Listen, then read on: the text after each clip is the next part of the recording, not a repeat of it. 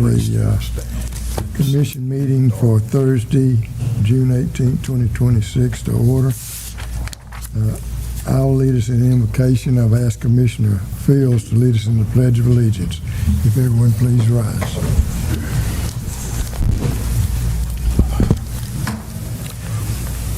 Our Heavenly Father, we're so thankful to be here today, and we want to just bless those who are receiving special awards for the work they've done in receiving these awards as they try to improve the Joint Water and Sewer Commission.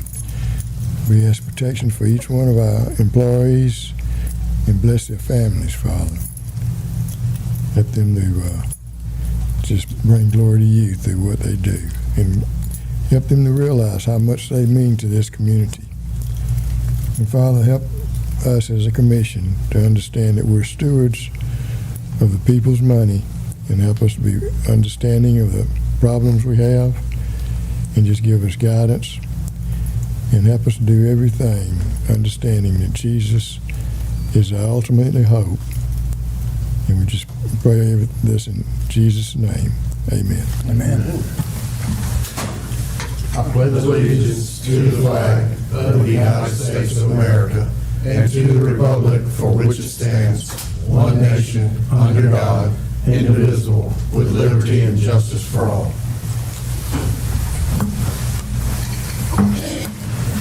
Is that public comment? There's no public comment. Moving to committee updates. We had two committee meetings yesterday, the Facilities Committee. We learned that the Academy Creek plant is at 53% of its capacity. Dunbar is at 83%, and Southport is at 29%. Some of that is due to the drought that we've had, but obviously it's good that we got additional capacity in each one of those. Water loss is less than 10% in all of our systems, and all of our wells are currently operating. We also learned the status of the two new elevated tanks. The one that's on the south end is going to be completed fairly soon, and hopefully the one up on the north end will be completed within the next 2 or 3 months. We had a finance committee meeting, and I'd ask Chairman Cook to give us a brief overview of that meeting. Thank you, Mr. Chairman. Yes, we went over some major items yesterday. The first one was the employee health insurance renewal, which is coming up August 1st. And our insurance is going up like the rest of the country. And there's going to be some tweaks to that so we can do a little better job on things. We went over the rate resolution, and remember the rates are not going up this year. We also talked about recommended to the Commission that they approve the Enterprise Resource Planning software selection. It's a process that started last summer and has gone through a considerable amount of staff time, and I think we've hit the sweet spot with finding a nice piece of software that's going to make it not only easier for us, but also easier for our customers to go ahead and interact with us. We also recommended approval for the contract award for pump stations 3103 and 4119. We also recommended the final balancing change order from the Canal Road Water Production Facility, which is good news because it is a reduction in the amount. And finally, we recommended approval for the Glynn Brunswick 911 services for 10 radios to be used for emergency. And we also had our financial statements from our chief financial officer there, sitting right there, and all things were moving along quite well, and we're making a considerable amount of good return on our money that's being invested as our reserves. We're making well over 4%, so it's certainly good news.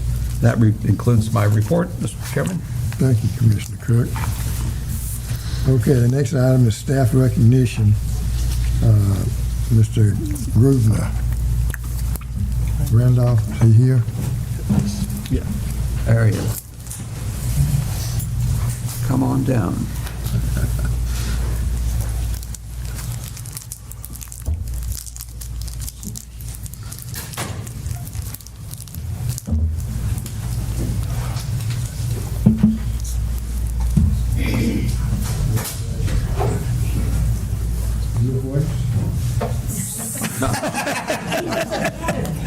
Maybe a wrestler. He's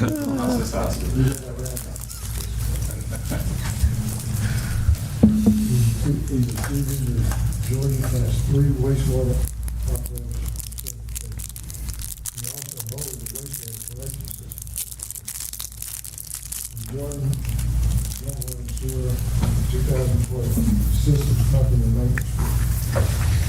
Serves as utility construction, electric system maintenance, lift station operations, with a collection system operator license in 2016.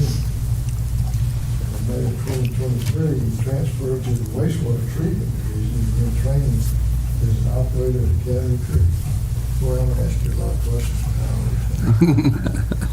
He's known as a dedicated member of the operations department. He can always be counted on if emergencies arise, whether responding to operational challenges, supporting a fellow team member. He consistently demonstrates professionalism, liability, and commitment to serving our community. Let's congratulate Randolph on this super good.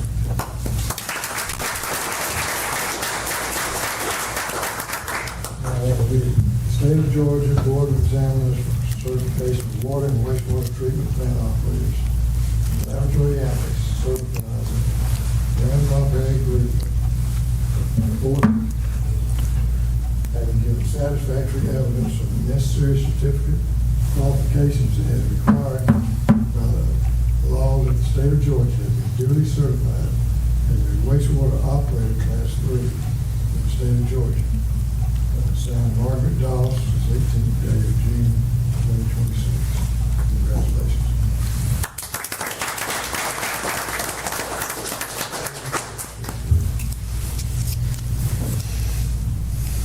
Then I'll ask the girl to say something. I got something to say. Always. Randolph is one of our dedicated night shift operators, and not many people want to work that shift, especially with the long hours they work. So I really appreciate him being willing to work that night shift and keep us flowing. And I can tell you that out of all of the operations staff, Randolph is the only one who has ever came and took a squeegee out of my hand in the middle of a sludge storm that has helped me. And we just had to rotate it back and forth, but he just walked right up and took it and went right on to work. So he is dedicated to our department. And he is a valued member of our team. Randolph's been with me for a number of years. When I came on board, he was there, and he's always demonstrated the ability. Now, he's not afraid of hard work. Randolph jumps right in, just as Angela has said, and will work himself. And he's a little fella, so we have to kind of watch him. We often used him for our crane. It was jokingly said that he could lift the pump out of the hole hand over hand, and depending on the size of it, he could. So, we've always appreciated him. When he went over the wastewater side, we missed having him, but now he's back again underneath the same umbrella, and we're all one. And he's really an appreciated team member, especially night shift. It is a challenge to do night shift, but he's willing to do whatever we ask him. Hopefully, we continue to expand his knowledge. You've been with us 14 years now. What have you learned? Tell me what department you like working. Oh, there you go. Right, Randolph? Get along with everyone.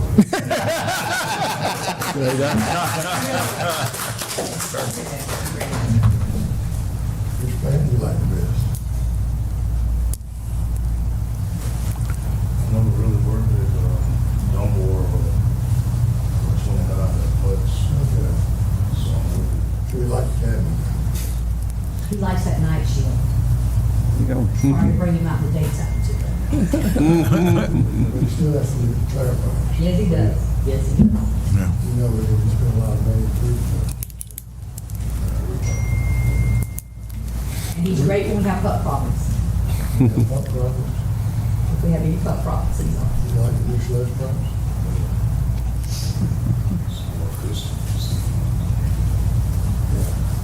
And you don't have to unclog them.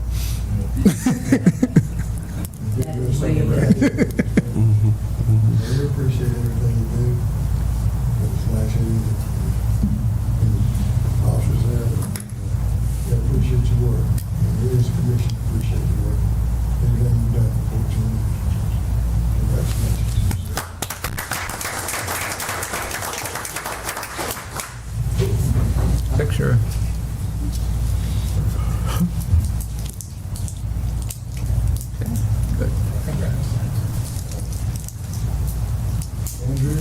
Yes, sir.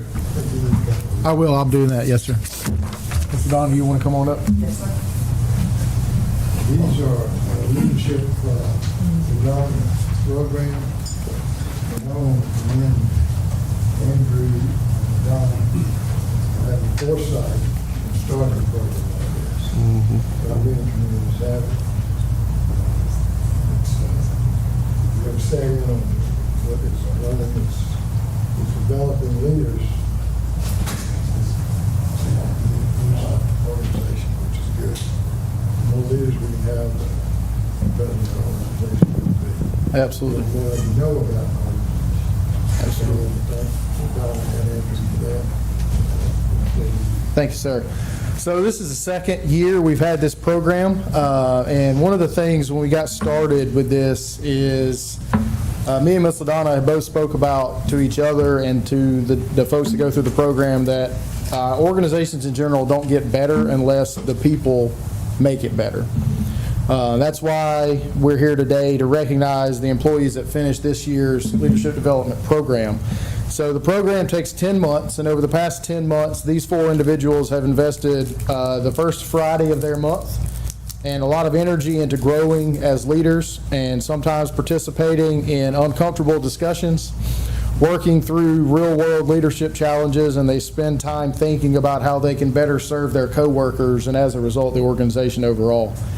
One of the things that we do with this program is we bring people from different parts of the organization together. I find that we get so focused on our individual responsibilities that we don't always see the challenges and opportunities that our coworkers are dealing with each and every day. And this program was designed to give participants the chance to build relationships across the organization, learn from one another, and to develop a greater appreciation of how each one of our daily jobs contributes to the overall success of the organization. And we do that based around a leadership model that is based off the concept of leading, developing, and caring. We talk about what it means to lead by example and to positively influence others regardless of whether our position gives us direct supervision over others, to develop those around us and ourselves, and to care for the people we work with to help us build trust and create an environment where people can succeed. And as I mentioned, I don't believe that leadership is about a title on an organizational chart. Some of the best leaders in our organization are people that show up every day, set positive examples, help others grow, and make the people around them better. And these individuals are recognizing today are certainly 4 of the individuals that do that each and every day in our team, and they've made a commitment to continuing to do exactly that. And I'm proud to present them with this recognition today. So we'll do it alphabetically by last name. So our first participant would be Corey Kaysen. Corey is a wastewater maintenance technician with our wastewater department, and so he is the first maintenance staff member on wastewater that has completed the program to date. Brings forth a lot of great ideas and participated greatly in the program. You stand up here, we're going to get a group photo at the end.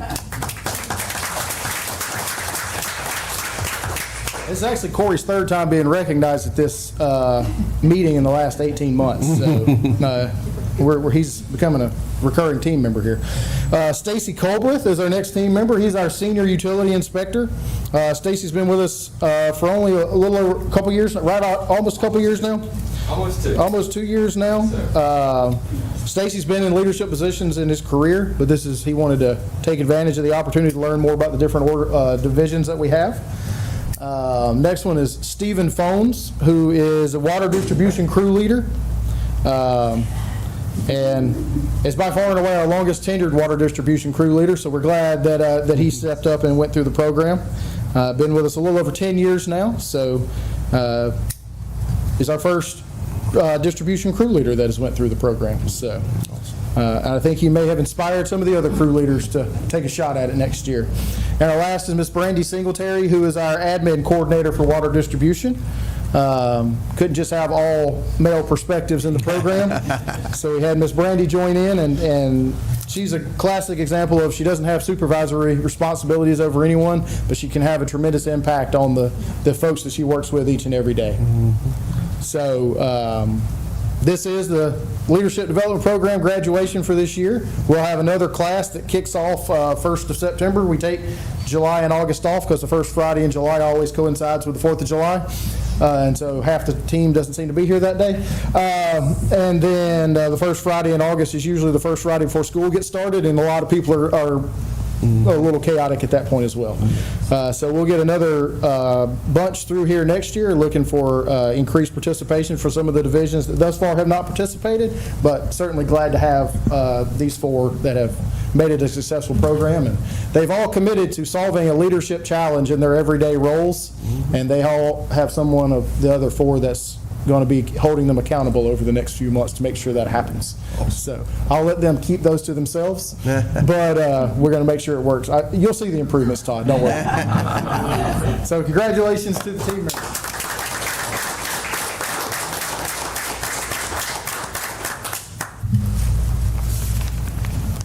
Thank y'all. Thank you.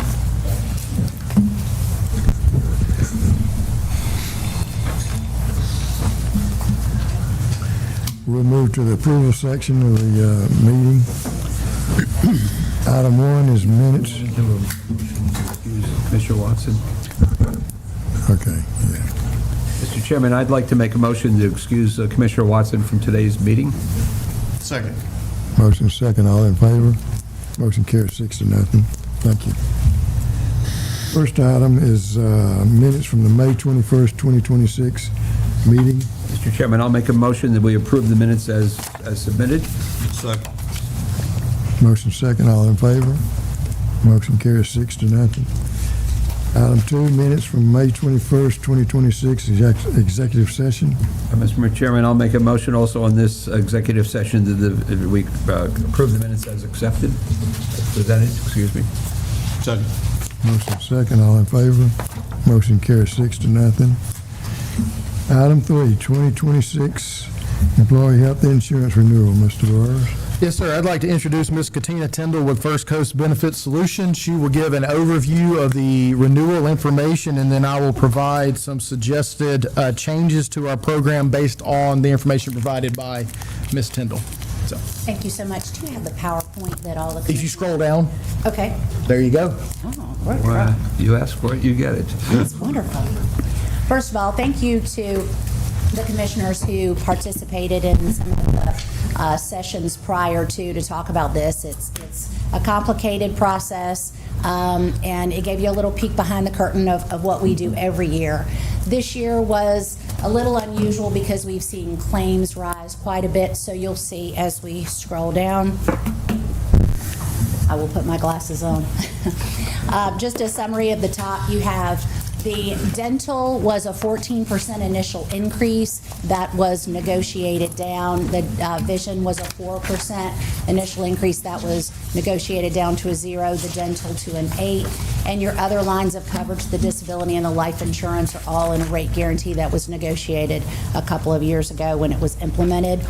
The medical, we do have an increase on our stop loss.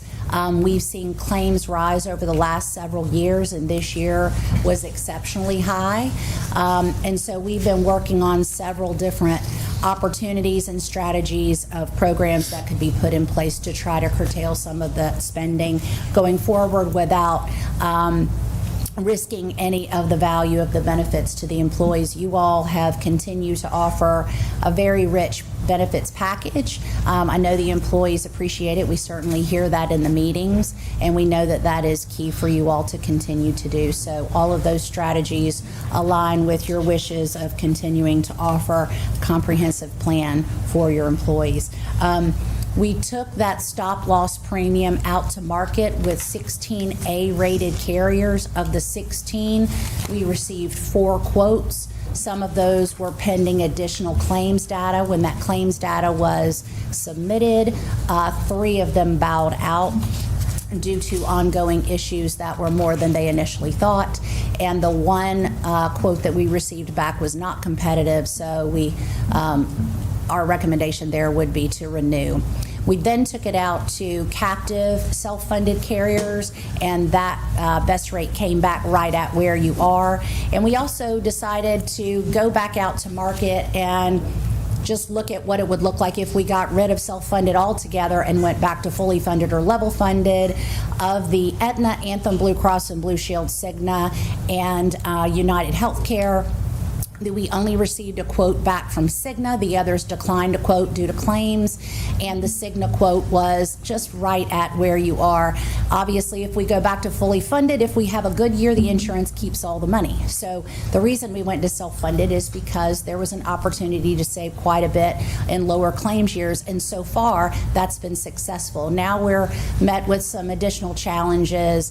We see 40 to 50% of the spend is prescriptions, and the other 50 is just utilization. You also have a reimbursement of the deductible, so that lowers the deductible for employees, and that was done several years ago, and that has been utilized quite a bit as well.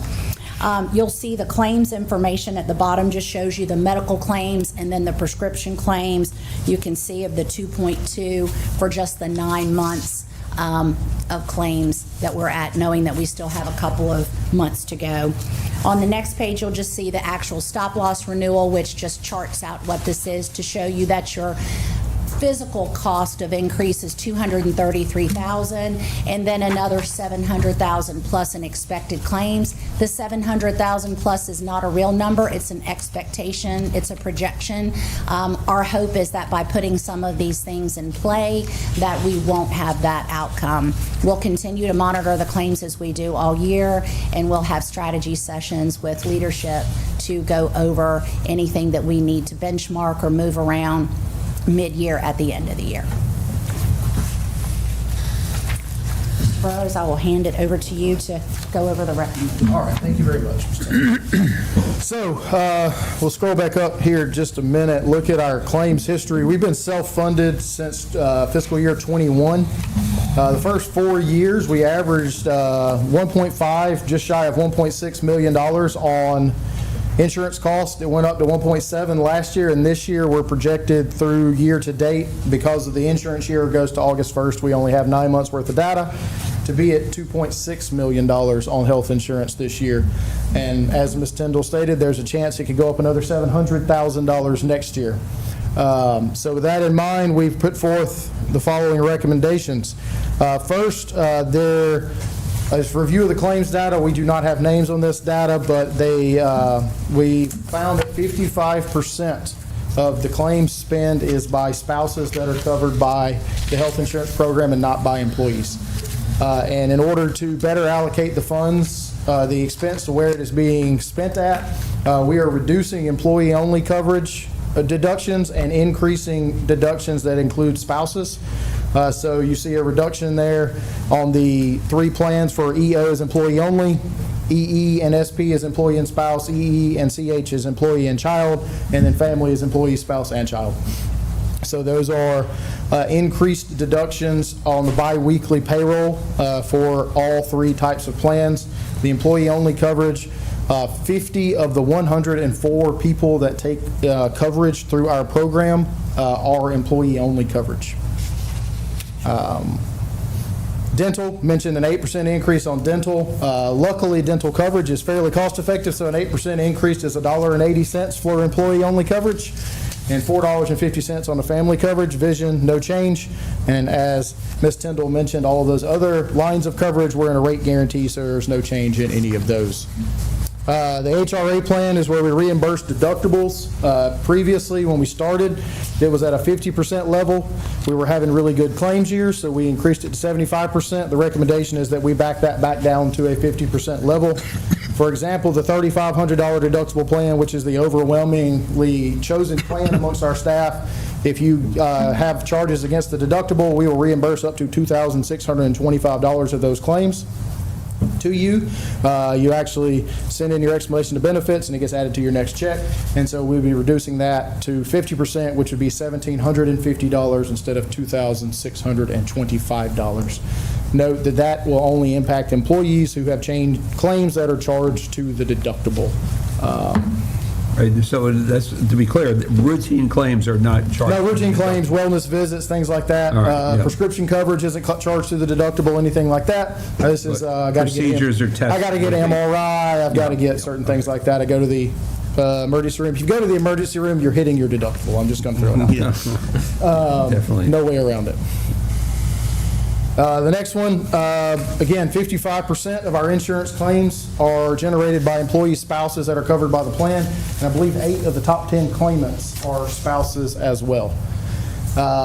We propose to initiate a working spouse surcharge policy whereby if an employee's spouse is eligible for medical coverage through their own employer, but they elect not to enroll in their employer-sponsored coverage, a biweekly surcharge of $100 will apply for that spouse to enroll in our JWSC-sponsored plan. Staff will be required to attest to the coverage eligibility of their spouse at the time of plan renewal. This is something that is done in a lot of organizations, and given the cost that we are incurring due to spouses being on our plan, we, again, trying to allocate the cost more where they're actually being spent at. Script sourcing, talked about prescription coverage. We spend about $800,000 a year on prescriptions, which is an indictment on the prescription industry. But prescription costs have continued to rise, and in some cases, not only our cost, but the cost for the employee has risen as well, depending on the tier of the prescription. The highest tier prescriptions, I believe, have a $125 copay. That's not necessarily beneficial for a lot of our employees, and they do need access to their prescriptions. So First Coast Benefits proposed partnering with a company called Script Sourcing as a voluntary way for employees to reduce prescription drug spend. Based on the estimates of the covered medications, again, not all medications are eligible, but for ones that were identified that were eligible, they estimate that this program could reduce our prescription costs by over $20,000 a month. And the way the program works, Script Sourcing will reach out to covered individuals with eligible prescriptions and give them the opportunity to have prescriptions mailed to their residence instead of them going through their local pharmacy.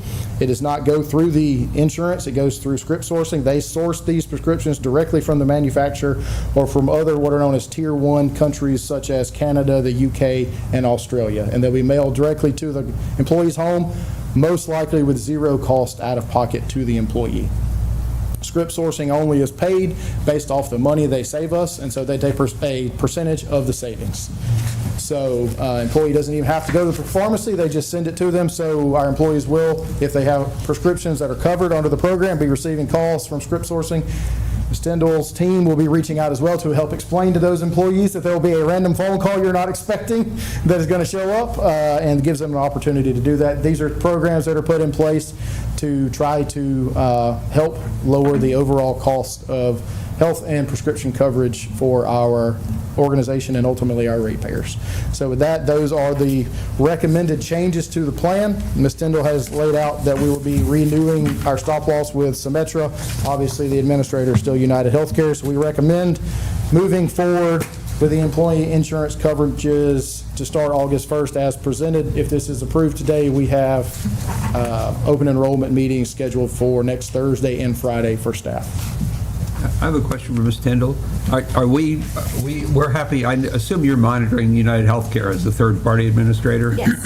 And are you pleased with what they're doing so at this point? What I like about United Healthcare over using a no-name TPA or a TPA that's not recognized is that when your employees go into the doctor's office, wherever they go, anywhere in the country, and they hand that ID card, it's easily recognized. United Healthcare does the heavy lift of having the biggest network in the country, and their reimbursement rates are some of the richest contracts. So from that perspective, you're saving there. They're right in line with what you would pay other administrators, Right. but you get their name brand and some of the cost containment. Okay, good, thank you, I appreciate that. We'll also mention, I mentioned this yesterday at the Finance Committee when we discussed this, if employees are reviewing the suggested changes and have to look at changes for their coverage, this does qualify as a qualifying event for open enrollment at their spouse's employer as well. So there's no reason somebody would miss out on coverage due to that. Right. Can I have a motion? Mr. Chairman, I'll move that the Brunswick-Glynn Joint Water and Sewer Commission renew the employee insurance coverages to be effective August 1st, 2026, as presented. I'll second. Motion and second. Any questions?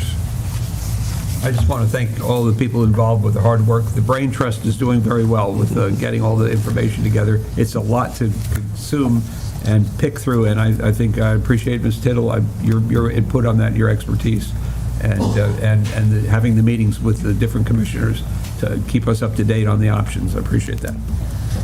Any other questions or comments? Hearing none, all in favor? Motion carries 6-0. Thank you very much. One last comment, if I may. Commissioner Fields gave us some great intel on how to better our meetings with employees. So we are going to abbreviate. We tried to get it on one page, and we did on front and back. It's 2 fonts, so it's real small. But we got all the information, and thank you for that information. And we're going to really try to let the employees go over everything very quickly, and then let those who got what they needed to get back to work and then spend time with the others. So if you ever have any suggestions on the employee education, please let us know how we can improve that. And thank you to Commissioner Fields for his Maybe input. cookies at the meeting. Well, I thought about donuts, but then I thought, how can we talk about wellness and Oh, well.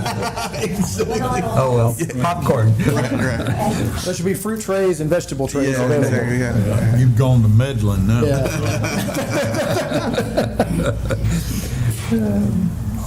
Okay, next item is fiscal year 2026-2027 rate resolution. Mr. Burrows?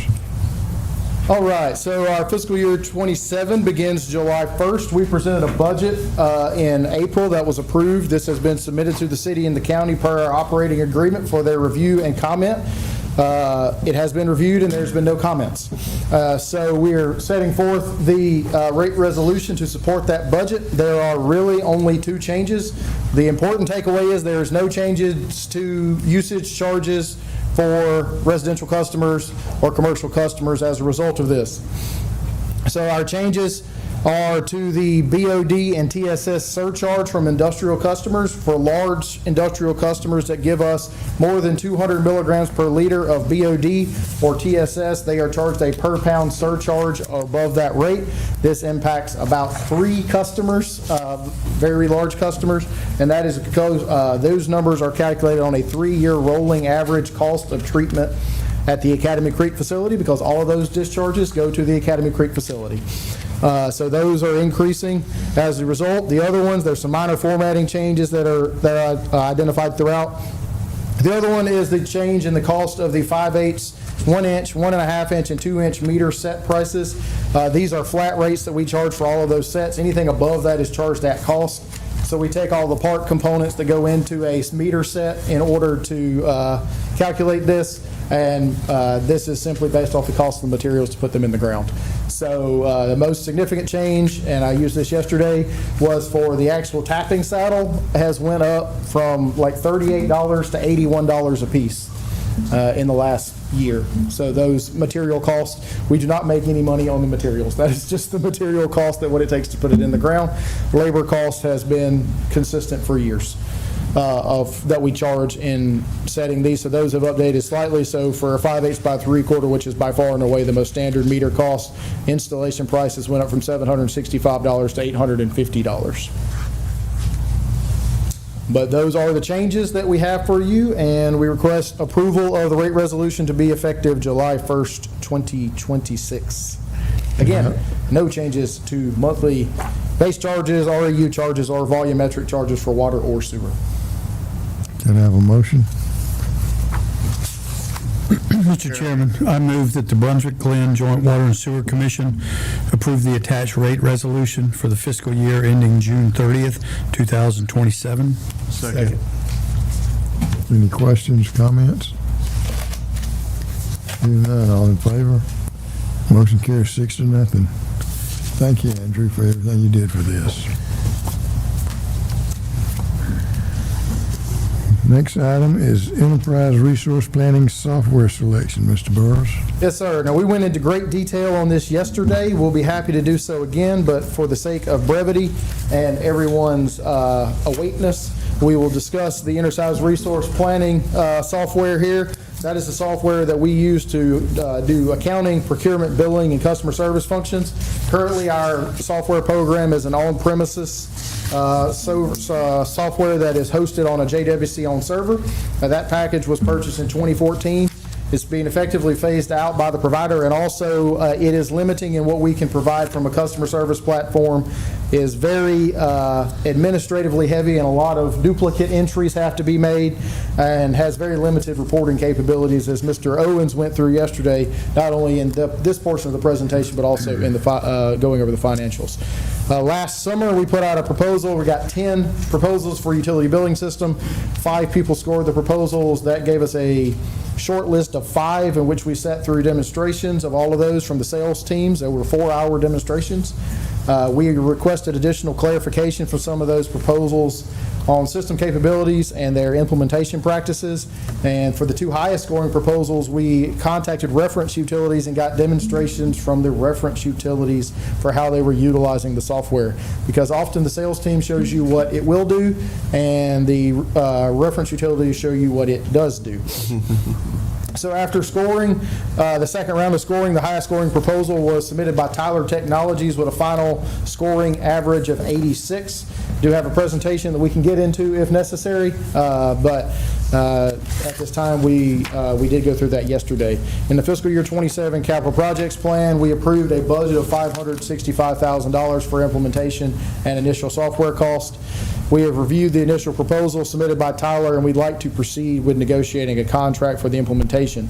The reason we have to negotiate a contract at this point rather than giving you a firm number is because the number of modules that are to be implemented depends on how our workflows will go about. So what the request is today is for you to authorize me to negotiate a contract with a budget maximum of $565,000 for implementation.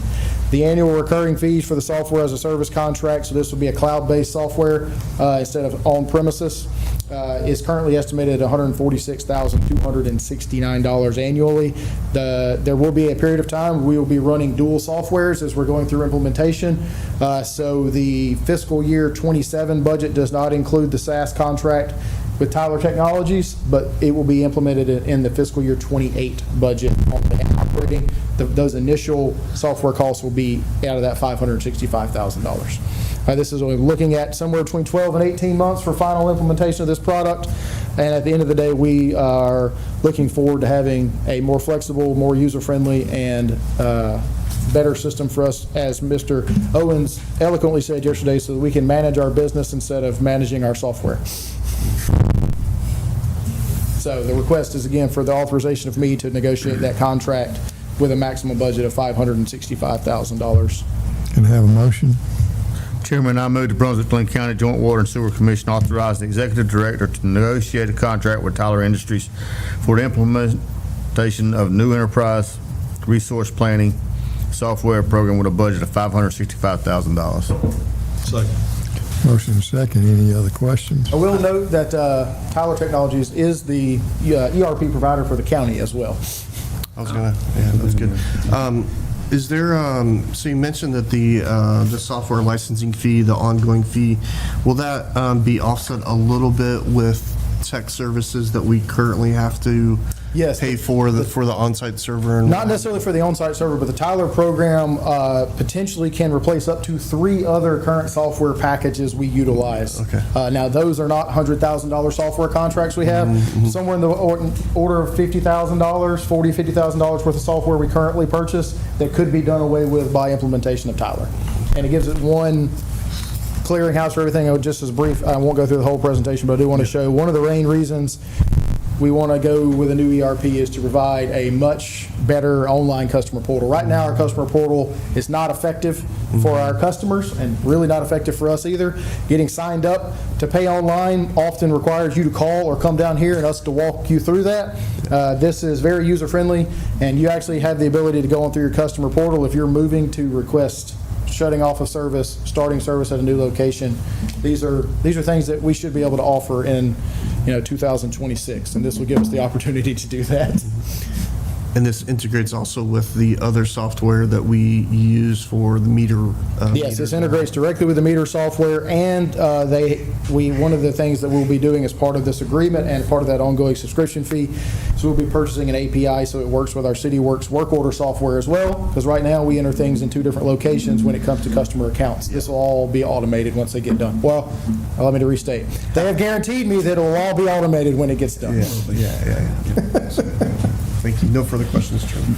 Yeah, I think from a non-IT perspective, what we've got is software, all these different pieces all together, and what this essentially does was pull all the pieces Yes. together into one thing, a comprehensive package that's going to work for our customers and for our utility. Absolutely. And I think that's the key. And of course, the other thing is, it's also in the cloud, so we don't have to worry about if our servers get hacked or something, it's not going to affect the software, still run, we'll be fine.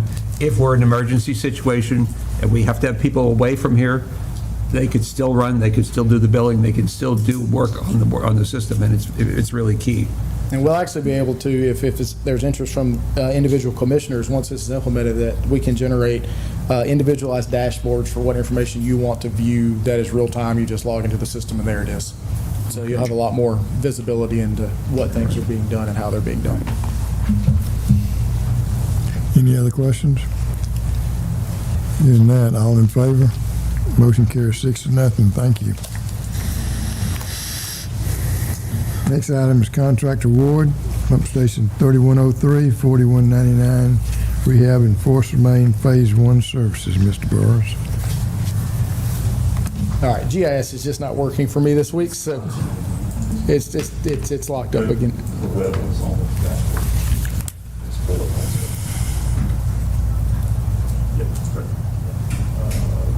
Oh, there it is. I see it. Okay. So 3103 is on the south end at exit 29 in the Royal Oak subdivision. It currently receives flow from Royal Oak subdivision, and also the commercial district immediately adjacent to that area. You may be familiar with the hotels and fast food restaurants, one sit-down restaurant, and a lot of convenience stores in the area. But it also receives all of the flow from the Colonel's Island facility from the port. Pump station is right here, this square. Currently, this pump station pumps down underneath the interstate through a 6-inch force main. We need to increase the flow leaving that station and also increase the size of the force main to accommodate that flow leaving the station. The unfortunate reality is the casing under the interstate is an 8-inch casing and there's a 6-inch force main in it, so that existing casing cannot be reutilized. So we'll be installing a new casing and a larger force main. We'll be going from 400 gallons a minute to 650 gallons a minute. The second portion of the project is at Pump Station 4119 at the intersection of Highway 99 and Golden Isles Parkway at the new roundabout. That receives all of the flow north and west of Golden Isles Parkway on Highway 99 all the way down to Chancellor Road, and also these immediately adjacent areas to the roundabout. So basically from Chancellor Road at the railroad tracks all the way to the new school, all of it ends up at this pump station. So we're going from 800 gallons a minute to 1,950 gallons a minute, and that will require the installation of an additional force main, larger force main to handle that increase in flow. So that'll be about 10,000 linear feet of force main. We're doing this with the design build. Had a 3-person team score 10 proposals that were received, and what was the most well-attended pre-proposal meeting in the history of the Joint Water and Sewer Commission. So the highest scoring proposal for Phase 1 services was from Garney Companies at $492,000 with an average score of 84. If awarded for Phase 2 services, they have agreed to an overhead and fee percentage to be added to Phase 2 services of 5% and 9% respectively. Pricing was included in the scoring matrix. There was a team member from senior leadership, operations, and engineering that scored this. This is funded through 2 capital projects, one for each pump station. The median projected cost from the 10 proposals based off of budgetary estimates was $9.4 million, including Phase 1 services. Total allocated funding between the 2 projects is $9.8 million. So we recommend moving forward with Phase 1 services for this project with an award to Garney Companies in the amount of $492,000. Upon notice to proceed, Garney has committed to providing a guaranteed maximum price for Phase 2 services within 120 days. Can I have There a are motion? the appropriate scores on the back. I move that the Brunswick-Glynn Joint Water and Sewer Commission award a contract to Garney Companies, Inc. for Phase 1 services for Pump Station 3103 and Pump Station 4119 expansion and force main project in the amount of $492,000. Is there a second? Second. Any questions?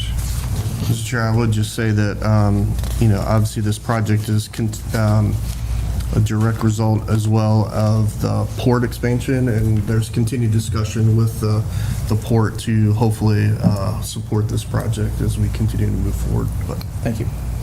I will note, did not mention it in my discussion today, but the design professional that will be working with Garney is McKinnon Creed, who we have worked with before. So did want to put that out there. And one of the things that the reviewers were very high on Garney for was they are a one-stop shop. They don't sub a lot of work out. So they have a lot of capabilities, so. Any other questions? Hearing none, all in favor? Motion carries 6-0. Thank you, Andrew. Next item is final balance and change order, Canal Road Water Production Facility, Mr. Burris. Yes, sir. So we've had the Canal Road well online since last September, but getting through the final contract with a few punch list items, and mostly due to issues with one piece of equipment that has dragged out a little bit, getting the manufacturer to take care of it.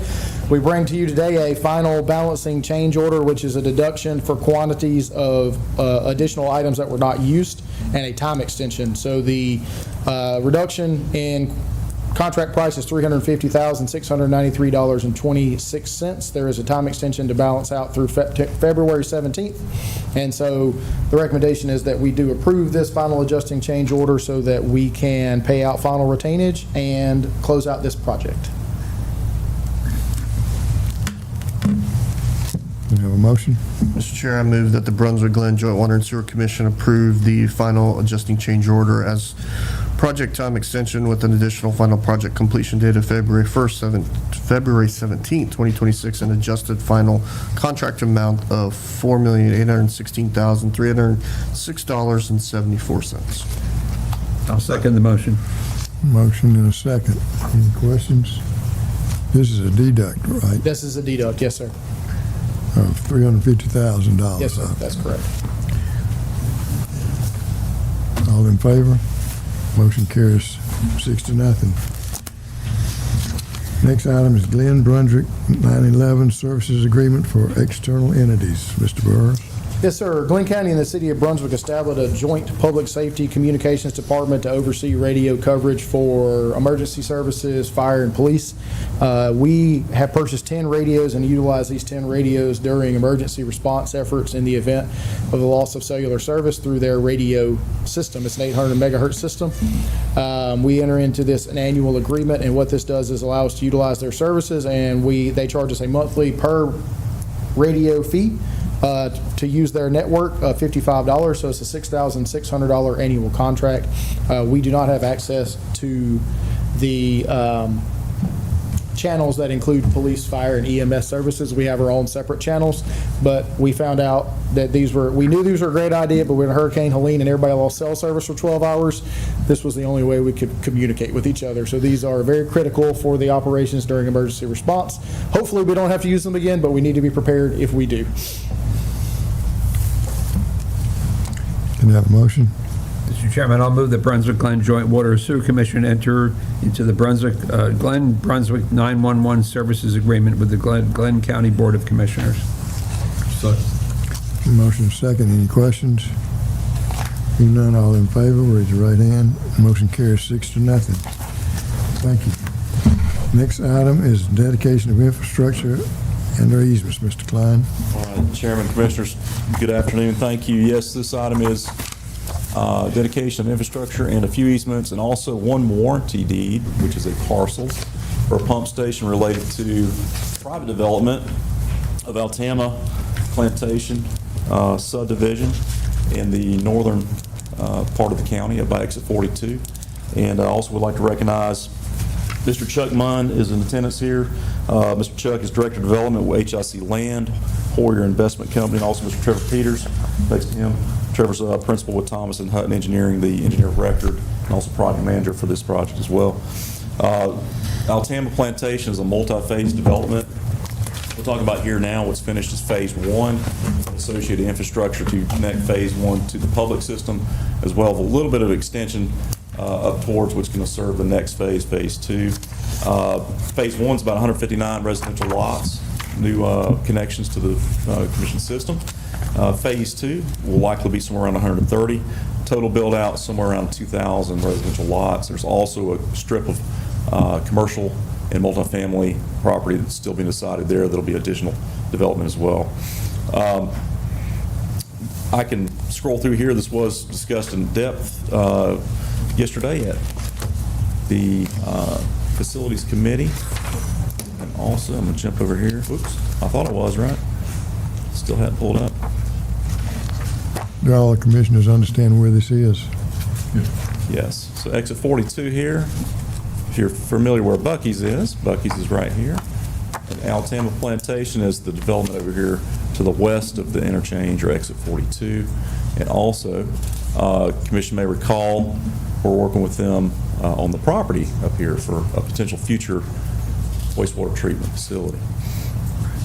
So it's a long-term relationship with HIC, and this is the first step in closure. Get some residences built and get some customers, turn some water meters. I'm happy to answer any other questions.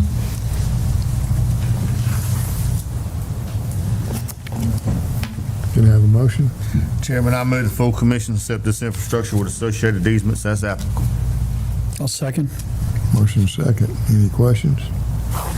Hearing none, all in favor, raise your right hand. Motion carries 6-0. Thank you. Thank you, Commissioners. Would you like to say anything? Thank you, gentlemen, for coming. Hopefully, we'll see y'all soon on some other ones. Yes. Some customers.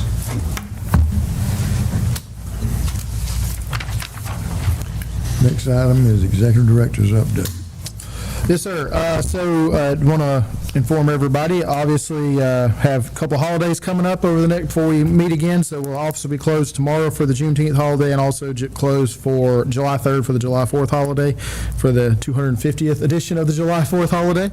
But we did have our town hall meetings. We had sparse attendance at those meetings, and one thing I updated County Mr. Grosvenor today, since January 1st of 2025, we have had 32 employees recognized at our meetings for getting new operator licenses. So well done by our team for the last 18 months, 32 licenses. So as I told people at the town hall meetings, if you come to our meetings, there's a pretty good chance you get to see one of our employees or maybe multiple of them get a license, and we will have at least one for next month because he passed his test yesterday. So well done by our team, continuing to improve their licensure, improve their flexibility, and learn more about our system. So just want to pass that along. Any commissioners have any item you want to talk about? I would just say that I'll give the team a little kudos. I had a resident, a customer, reach out to me on I guess it was a Friday afternoon, Friday evening, Saturday morning, and reached out, and our team's dispatched and had the issue resolved within an hour or so, which is very nice. And I consistently hear that and consistently get that type of response. So I know that we get a lot of fingers pointed at us a lot of times, but we do a lot of really good work. Thank you. For my update, there's a GAWP conference in, is it July? Yes, sir. Tell us the dates. It's July, I believe it's the 13th through the 15th. Whatever that Monday through Wednesday is. And our meeting's on that Wednesday. Our facilities meetings at 1 o'clock on that Wednesday, and then so. This is a bigger conference than we had at Jekyll. It's the state of Georgia, so if anybody wants to go, you can just check with Andrew. And We'll get you on the list. You can go for a single day or the full conference. I'll distribute the agenda to see if you want to go up for one day, which day you would prefer. If you're only going up for one day, I do not recommend Wednesday. It's just half a day. That's not the day. And I also want to thank Andrew for what he's done so far as with the development. And that's just wonderful that we got that leadership development program. Thanks, sir. And I just want to recognize him and appreciate the work he's doing and keeping that going in Ladonna also. We do need to go into executive session for personnel. Can I have a motion to go into executive session? I'll make the motion, we go into executive session. All in favor? Motion carries. We're adjourned for executive session.